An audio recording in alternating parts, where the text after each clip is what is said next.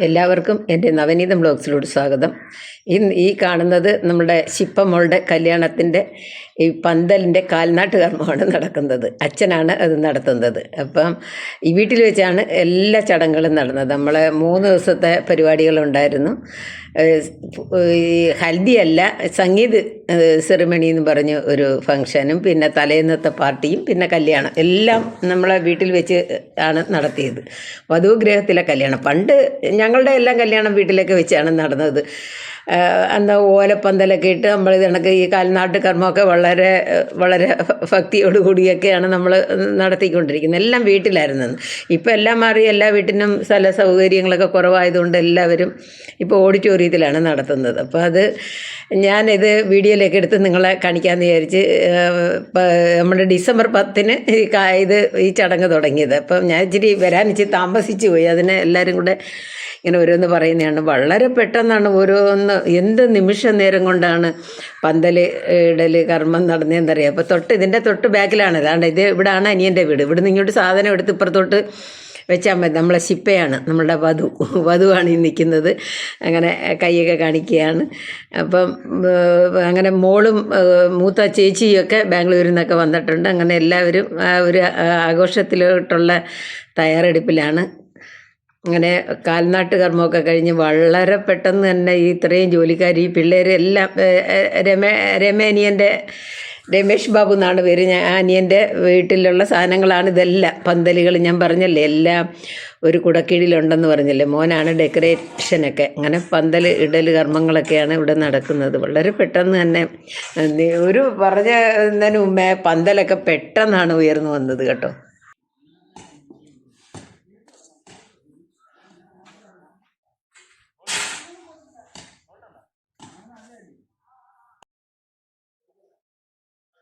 ഞാനത് വീട്ടിനകത്തൊക്കെ ഇരുന്ന് സീറ്റ് ഔട്ടിലൊക്കെ ഇരുന്ന് ഞാനത് അങ്ങ് വീഡിയോയിലോട്ടൊക്കെ പകർത്തുന്നതാണ് നിങ്ങൾ ഈ കാണുന്നത്. വളരെ പെട്ടെന്ന് തന്നെ കണ്ട കമ്പിയെല്ലാം വലിച്ചു കെട്ടി തണ്ട ഈ ഷീറ്റെല്ലാം പിട്ട് ഡെക്കറേറ്റിങ്ങും ഒക്കെ പിള്ളേർ അവിടുത്തെ അനിയൻ്റെ സ്റ്റാഫുകളാണ് എല്ലാവരും കൂടെ പറയുന്നതിന് മുമ്പ് തന്നെ പന്തൽ നമ്മളുടെ വീട്ടിൽ ഉയർന്നു. ചുറ്റിലും വീട്ടിൻ്റെ 4 വശവും നമ്മളെ കൃഷി സ്ഥലങ്ങളൊക്കെ ഞാൻ നേരത്തെ കാണിച്ചിട്ടുണ്ടല്ലോ. അവിടെ എല്ലായിടവും സദ്യക്ക് വേണ്ടിയും എല്ലാം നമ്മൾ പന്തലെല്ലാം എല്ലായിടവും ഇട്ടിട്ടുണ്ടായിരുന്നു കേട്ടോ. നല്ല ഇതായിരുന്നു. ഭയങ്കര ബഹളവും കാര്യങ്ങളും ഒക്കെ ആയിരുന്നു നടന്നത്. നടകണ്ട പറയുന്നതിന് മുമ്പേ അത് പിടിച്ചിട്ട് പന്തലൊക്കെ റെഡിയായി ഉണ്ട്. ഞങ്ങൾ അപ്പം നമ്മുടെ വീട്ടിൻ്റെ മുൻവശത്തും ഉണ്ടായിരുന്നു. പിന്നെ ഡാനിയൻ്റെ കൃഷി സ്ഥലമൊക്കെ ഞാൻ കാണിച്ചു തന്നു. അവിടെയും കിഴക്കുവശത്തും എല്ലാം പന്തൽ പെട്ടെന്നാണ് അവർ ഇട്ടത് കണ്ട. പിന്നെ ഇത് ഡെക്കറേറ്റിങ്ങും എല്ലാം വളരെ പെട്ടെന്ന് തന്നെ നടക്കും. അതെല്ലാം അവർ നല്ല ആത്മാർത്ഥതയുള്ള ജോലിക്കാരായിരുന്നു. അവരെല്ലാം നല്ല ആത്മാർത്ഥതയോടാണ് എല്ലാം ചെയ്തത് കേട്ടോ.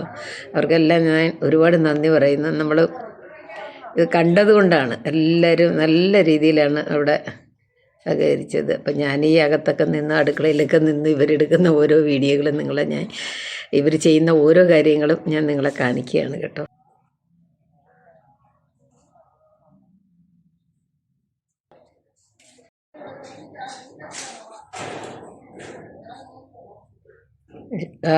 അലൂമിനിയം അല്ല സ്റ്റീലിൻ്റെ ഷീറ്റുകളൊക്കെ എന്ത് പെട്ടെന്നാണ് അവർ പിടിച്ചിടുന്നതെന്ന് കാണണമായിരുന്നു. ഞാൻ ഇതെല്ലാം ഇവിടെ ഇരുന്നുകൊണ്ട് കണ്ടുകൊണ്ടിരിക്കുക. നമ്മളിതൊന്നും അങ്ങനെ കണ്ടിട്ടില്ല. ഓരോ കല്യാണത്തിന് പോകും, കഴിച്ചിട്ടൊക്കെ ഇഞ്ഞ് വരും, അത്രയല്ലേ. ചെറിയ ചെറിയ പന്തലുകളൊക്കെ ഇല്ലേ. ഇത് വീടിൻ്റെ ചുറ്റിലും മൊത്തവും പന്തലായിരുന്നു. ഞങ്ങളെന്ന് പറഞ്ഞാൽ കിഴക്കുവശത്ത് മാത്രമേ ഉള്ളായിരുന്നില്ല. ബാക്കി എല്ലായിടവും ഉണ്ട്. നമ്മളെ കപ്പക്കിഴങ്ങും അങ്ങനെ എല്ലാ കൃഷിയിൽ നിന്ന സ്ഥലത്തൊക്കെയാണ് ഇതെല്ലാം പന്തലെല്ലാം ഉയർന്നു വന്നത്. കൊച്ചുങ്ങളെ എല്ലാം കൂടെ ഞാനൊന്ന് വീഡിയോയിലോട്ട് എടുത്തതാണ്. നല്ല ആത്മാർത്ഥതയുള്ള ജോലിക്കാരായിരുന്നു കേട്ടോ. എന്തോടിയത്?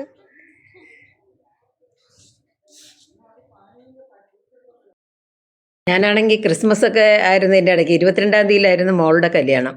ഞാൻ അതിൻ്റെ ഇടയ്ക്ക് വെച്ച് ഇവിടെ എല്ലാവരുമൊക്കെ വരുമല്ലേ. അപ്പോൾ ഞാനൊരു ക്രിസ്മസിന് വേണ്ടി ഒരു വൈനും കൂടെ ശരിയാക്കിയായിരുന്നു. അതിൻ്റെ വീഡിയോ എൻ്റെ കയ്യിൽ നിന്ന് നഷ്ടപ്പെട്ടു പോയത് കൊണ്ടാണ് നിങ്ങളെ കാണിക്കാൻ പറ്റാതെ പോയത്. ഞാനാണെങ്കിൽ കുക്കറിൽ പഞ്ചസാര, ഗ്രാമ്പു, പട്ട, ഏലക്ക ഇതെല്ലാം ഇട്ട് പഞ്ചസാര ഇട്ട് തിളപ്പിച്ചതിന് ശേഷം അതിലേക്ക് ഞാൻ മുന്തിരിങ്ങ ഇട്ട് ഒരു വിസിൽ കേൾപ്പിച്ചിട്ട് അടുത്ത ദിവസം നല്ലതുപോലെ തണുത്തതിന് ശേഷമാണ് ഞാൻ ഭരണിയിലോട്ട് മാറ്റിയതിന് ശേഷം ഞാൻ ഇതണക്ക് ഗോതമ്പും ഈസ്റ്റും ഒക്കെ ഇട്ട് ഇളക്കി 5 ദിവസം കഴിഞ്ഞിട്ട് ഞാൻ എടുത്ത് വെച്ച് നമ്മളിങ്ങനെ ഈ തുണിയൊക്കെ ഇട്ട് കെട്ടിയതിന് ശേഷം നല്ല വെട്ടം കിട്ടാത്ത സ്ഥലത്ത് വേണം വയ്ക്കാനായിട്ട് കേട്ടോ.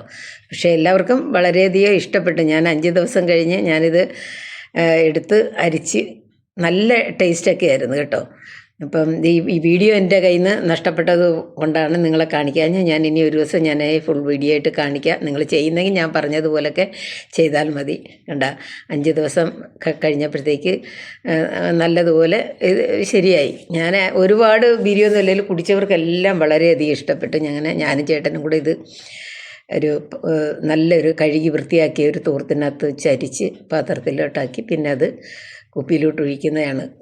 ഞാനൊരു 3 കിലോ യ്ക്കും വേണ്ടി മുന്തിരിങ്ങ എടുത്തായിരുന്നു. ഒരു 2-2.5 കിലോ പഞ്ചസാര. നിങ്ങൾക്കൊക്കെ പഞ്ചസാരയൊക്കെ നിങ്ങളുടെ ആവശ്യത്തിനനുസരിച്ച് ചേർക്കണം കേട്ടോ.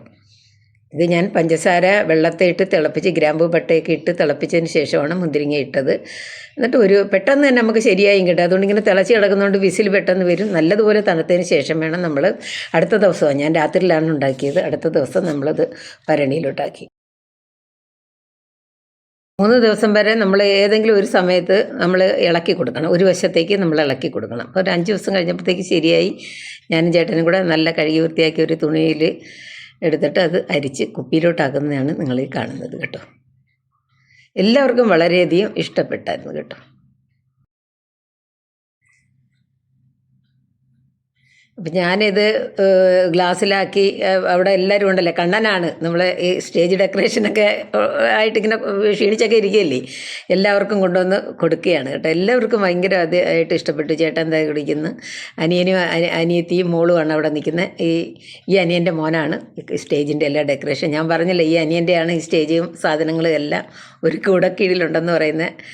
ഞാൻ ഈ അനിയൻ്റെ കാര്യമാണ് രമേഷ് ബാബു, കൽപ്പന, ചിഞ്ചു. അപ്പോൾ ഉണ്ട് ഇവരെല്ലാം കുടിക്കുകയാണ്. ഞാൻ അവിടെ വന്ന ഇതിൻ്റെ ഈ സ്റ്റേജ് ഡെക്കറേഷന് വന്ന ഒരുപാട് കുഞ്ഞുങ്ങളൊക്കെ ഉണ്ടായിരുന്നല്ലോ, അവർക്കെല്ലാം ഞാൻ കൊടുത്തു. എല്ലാവർക്കും എൻ്റെ വൈൻ നല്ലതുപോലെ ഇഷ്ടപ്പെട്ടു. അവരെല്ലാം ആ അഭിപ്രായം എൻ്റെ അടുത്ത് പറഞ്ഞ് എനിക്ക് വളരെയധികം സന്തോഷം തോന്നി. അതുപോലെ തന്നെ കല്യാണത്തിന് വന്നവർക്കും ഞാനൊരു ഡോൾ കേക്കൊക്കെ ഉണ്ടാക്കിയായിരുന്നല്ലോ, അതിന് അല്ലാതെ തന്നെ ഞാൻ നല്ലൊരു ബ്രൗണി കേക്കൊക്കെ ഉണ്ടാക്കി. അതും എല്ലാവർക്കും ഇഷ്ടപ്പെട്ട്.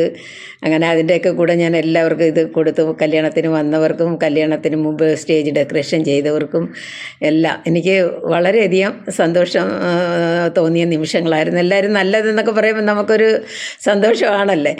എൻ്റെ നിരൂപകരാണ് എൻ്റെ മക്കൾ, പക്ഷേ അവർക്കും എല്ലാം വളരെയധികം ഇഷ്ടപ്പെട്ടു കേട്ടോ. അങ്ങനെ കല്യാണത്തിന് വന്നവർക്കെല്ലാം കൊടുക്കാനും എല്ലാം. നിങ്ങൾ ആ സ്റ്റേജൊക്കെ കണ്ടോ? നല്ല ഭംഗിയായിരുന്നു ഒന്ന് കാണാൻ. നമുക്കിവിടെ ഇങ്ങനെ ഈ അന്തരീക്ഷത്തിൽ നിൽക്കുമ്പോൾ നമ്മുടെ മനസ്സിനൊരു നല്ലൊരു ഉണർവ് കിട്ടുന്ന കണക്കായിരുന്നു കേട്ടോ. കുറച്ച് ദിവസം ഈ സ്റ്റേജൊക്കെ അഴിച്ചപ്പോഴും എനിക്ക് വിഷമവും വന്നായിരുന്നു കേട്ടോ.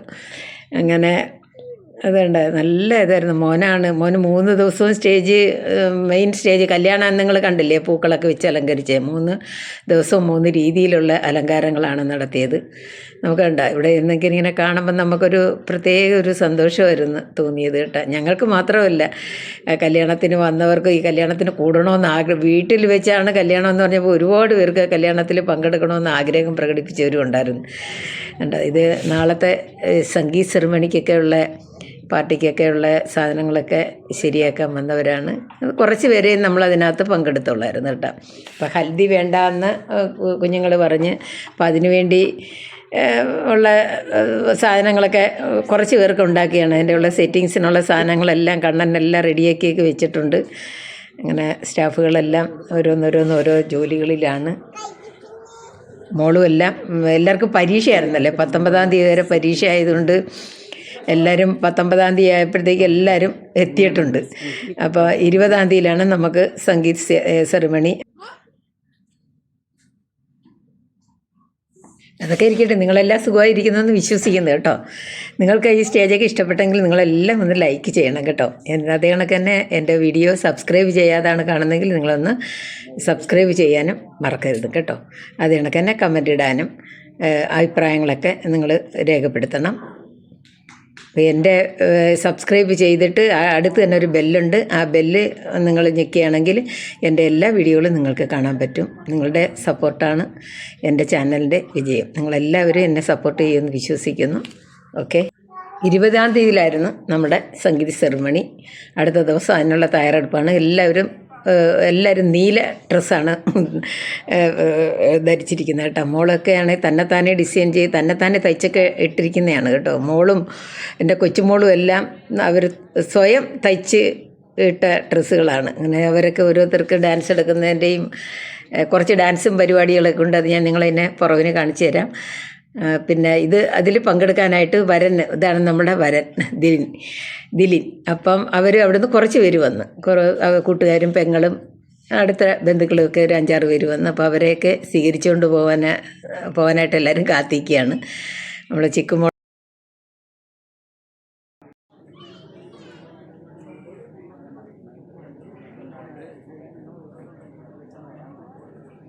അവരെ ഈ പരിപാടിയിലോട്ട് പങ്കെടുക്കാൻ വരനെയും കൂട്ടരെയൊക്കെ ക്ഷണിക്കാനായിട്ട് ചിക്കു റെഡിയായിട്ടിരിക്കുകയാണ്. ഇത് നമുക്ക് ഏറ്റവും പ്രധാനപ്പെട്ടയാണ് വ്യക്തികളാണ്.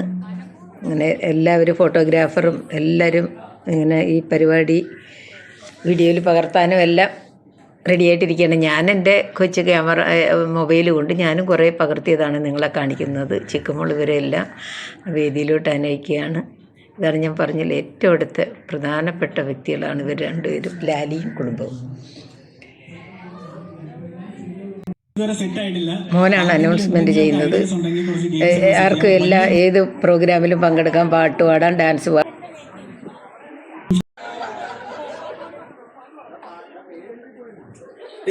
ഒരു ഗായകൻ കൂടെ ഇരിപ്പുണ്ട്. അവന് ഭയങ്കര നാണം. അവനെ എല്ലാവരും പൊക്കിയിട്ട് സ്റ്റേജിൽ കൊണ്ടുവന്നേ. എല്ലാവരും കൈയടിച്ചു കൊടുത്ത് അവരെ സ്റ്റേജിലോട്ട് ആനയിക്കൂ.